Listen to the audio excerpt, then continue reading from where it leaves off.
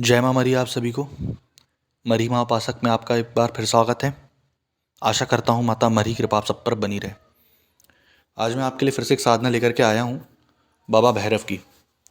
बहुत सारी मैंने ऐसी साधनाएं डाली हैं भैरव जी के ऊपर जो कि बीज मंत्र पर भी हैं, शाबर पे भी हैं और जो संपुटित मंत्र पे भी हैं, है ना। चाहे वो भैरव भैरवी संपुटित मंत्र हो, चाहे भैरव जी के शाबर और वैदिक संपुटित संस्कृत मंत्र हो। ये जो साधना है लेकिन आज ये दो बीज मंत्रों को संपुटित करके बनाई गई है। ठीक, इस साधना में आपको आवश्यक सामग्री जो जो लगेगी आप वो पहले चीज़ सुन लीजिए। अगर आपके घर पे भैरव मंदिर है, भैरव जी का मंदिर है, तो आप इसको घर पर ही करें। ठीक, अगर आपके घर पे भैरव मंदिर नहीं है तो आप कोई ऐसी जगह चुनें जो एकांत में हो, जहाँ पर भैरव मंदिर हो। अन्यथा आप इस साधना को एकांत कक्ष में अपने घर पे भैरव जी की तस्वीर ला करके कर सकते हैं। ठीक, इसके लिए आपको करना क्या होगा, भैरव जी का एक तस्वीर निकलवानी होगी। ये नहीं कि आप 10 रुपये वाला प्रिंट आउट निकलवाएं, अच्छे से उसको सुंदरतापूर्वक आप उसका मढ़वा करके प्रिंट आउट निकलवाइए। काला सिंदूर, काला आसन, काले कपड़े, काली चुनरी। ठीक, आपको उसमें 5 दिए लगेंगे जो आपको नवेधम के रूप में लगेगा भोग लगाने के लिए। वो सारा कुछ सात्विक रहेगा। तामसिक में सिर्फ और सिर्फ शराब रहेगी।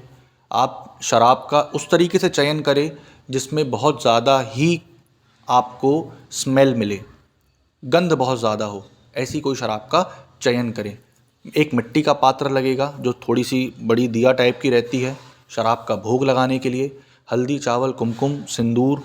ठीक, एक पान का पत्ता, सुपारी, हल्दी की गांठ, एक सिक्का, 3 नारियल, धूप, दीप, अगरबत्ती और गूगल लुभान। ये सारी चीज़ें आपको लगेंगी। ये साधना जो रहेगी आपकी 21 दिवसीय रहेगी। प्रतिदिन आपको इसकी 17 माला करनी है। माला जो रहेगी आपकी वो काले हकीक की रहेगी, है ना। आपको दिशा इसमें बताई जाएगी।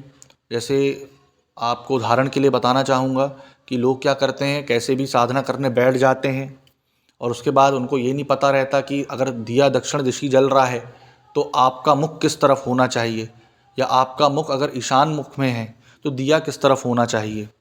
ये सारी चीज़ों का ध्यान इसमें आपको पूरा बताया जाएगा।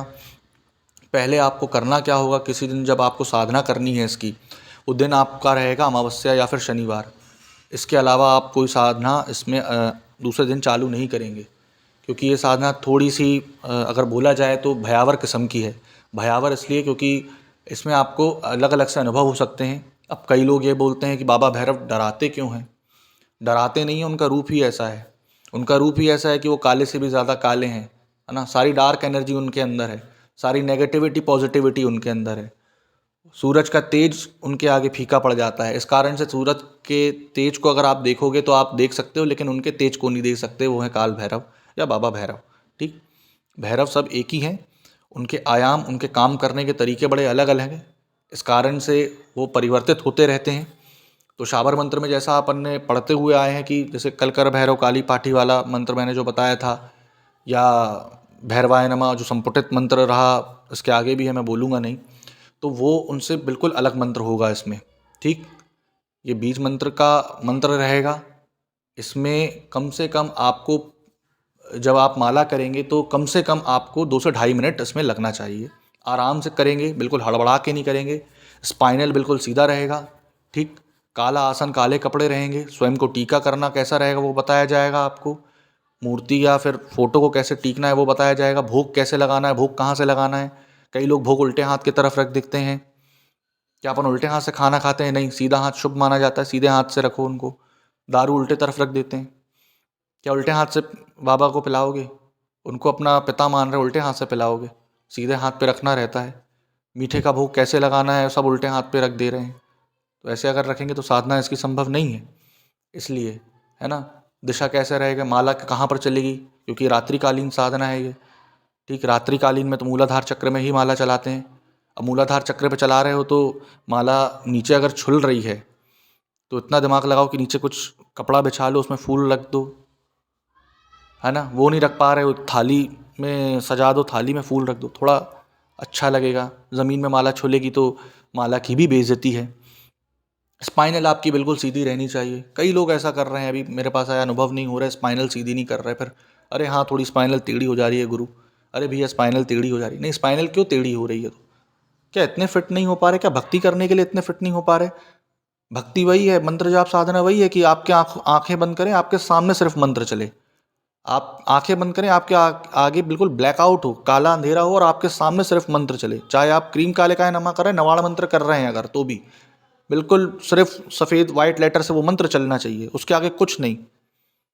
तब तो फिर वो प्रॉपर वो सारी चीज़ें रहती हैं। जब आप साधना को करेंगे, जब आप पूरा फोकस और त्राटक लगाएंगे उस फोटो पर, उस चलचित्र पर, उस पे क्या क्या तो बोलते उस उनके अंगों पर, तब आपको वो देखना कैसे उभर के दिखेंगे। इतने भयानक अनुभव हो सकते हैं आपको कि हाँ, कोई आदमी, जैसे अभी एक को मैंने करवा रहा हूँ, तो उसको क्या काला सा कोई इंसान बहुत बड़ा लंबा सा दिखता है, बहुत बड़ी बड़ी दाढ़ियाँ हैं, है ना, जबकि उसने उस तरीके की फ़ोटो नहीं रखा। अनुभव इसी को कहते हैं साधना में। जबकि उसने उस तरीके की फ़ोटो ही नहीं रखा, लेकिन उसको वैसी चीज़ें दिख रही हैं। बहुत बड़ा सा एक इंसान आदमी दिख रहा है, काली सी परछाई, बहुत लंबी दाढ़ी, जबकि उसने जो क्लीन शेव रहती है बाबा की फ़ोटो, नॉर्मली इतने सौम्य रूप में वो रखा है, लेकिन उसको इतने भयानक रूप में दिख रहे हैं। आजू बाजू वो गोल गोल ऐसा लगता है कोई घूम ही रहा है। तो उनका वो एक ऑरा बनाते हैं, वो एक पूरा आवरण, आजू बाजू एक जो माहौल है, वातावरण वैसा क्रिएट कर देते हैं वो, है ना। इस कारण से जब वो अपनी बोलते हैं ना प्रेजेंट का, उपस्थिति का एहसास कराते हैं, जब वो उपस्थिति का एहसास कराते हैं, तब उसकी उपस्थिति के एहसास से ही हमें डर लगने लगता है ना। तो आपको इसी कारण से इसमें पूरा बंधन बताया जाएगा कि आप बंधन कैसे करेंगे, किस तरीके से क्षेत्र कीलन कैसे करना है, आसन कीलन कैसे करना है, ठीक, शरीर कीलन कैसे करना है, क्योंकि आपको बहुत भयानक अनुभव हो सकते हैं इसमें।